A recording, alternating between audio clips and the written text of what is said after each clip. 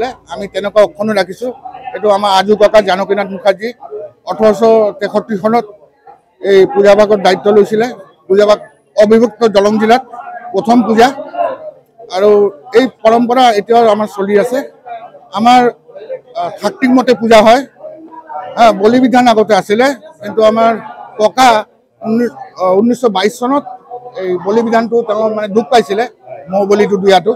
তেতিয়া ককাই প্ৰিয়নাথ মুখাৰ্জীয়ে এই বলি বিধানটো মানে এটা সাংকেতিকভাৱে বলি বিধান হয় আমাৰ যেনেকুৱা কোমোৰা বলি হয়।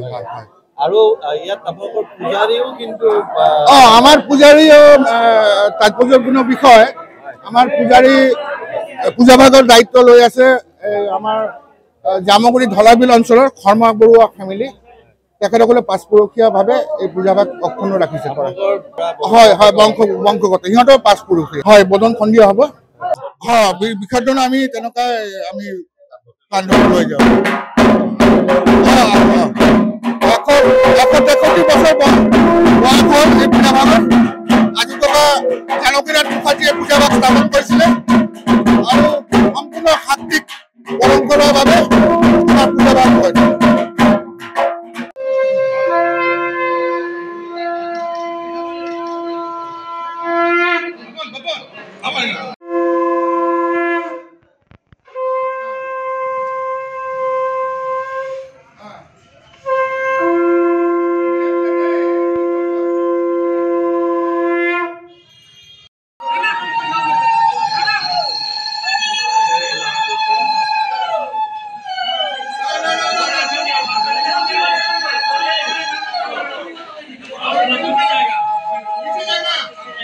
আমি তেনেকুৱা অক্ষুণ্ণ ৰাখিছোঁ। এইটো আমাৰ আজু ককা জানকীনাথ মুখাৰ্জী 1863 চনত এই পূজাভাগৰ দায়িত্ব লৈছিলে। পূজাভাগ অবিভক্ত দৰং জিলাত প্ৰথম পূজা আৰু এই পৰম্পৰা এতিয়াও আমাৰ চলি আছে।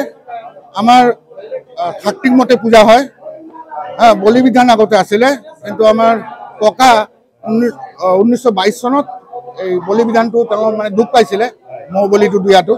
তেতিয়া ককাই প্ৰিয়নাথ মুখাৰ্জীয়ে এই বলি বিধানটো মানে এটা সাংকেতিকভাৱে বলি বিধান হয় আমাৰ যেনেকুৱা কোমোৰা বলি হয়।